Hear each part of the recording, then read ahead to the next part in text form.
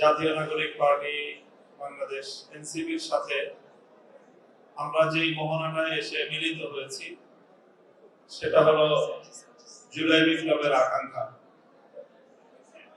বাংলাদেশে একটি গণভোট হয়ে গেল। আমরা চেয়েছিলাম গণভোটটা আগে হোক, সংসদ নির্বাচনটা পরে হোক। যারা নির্বাচনে বিজয়ী ঘোষিত হয়ে ক্ষমতার মসনদে বসেছেন তাদের দাবি ছিল যে না, গণভোট এবং জাতীয় সংসদ নির্বাচন একই দিনে হোক।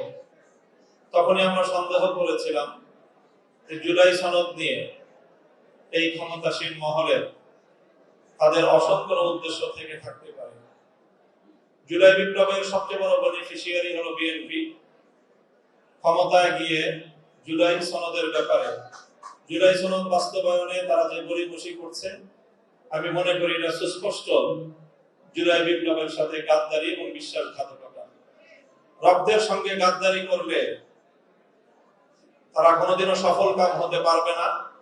আমরা যারা জুলাই বিপ্লবের অংশীজন, আমাদের আগামী দিনের শপথ হোক যে আমরা যে কোনো মূল্যে জুলাইয়ের শহীদ এবং জুলাইয়ের আহত, জুলাই যোদ্ধাদের এই অর্জনকে রক্ষা করার জন্য আমরা ঐক্যবদ্ধ থাকব। গাদ্দারি এবং বিশ্বাসঘাতকতার রাজনীতি বাংলাদেশ থেকে আমরা বিতাড়িত করবো ইনশাআল্লাহ।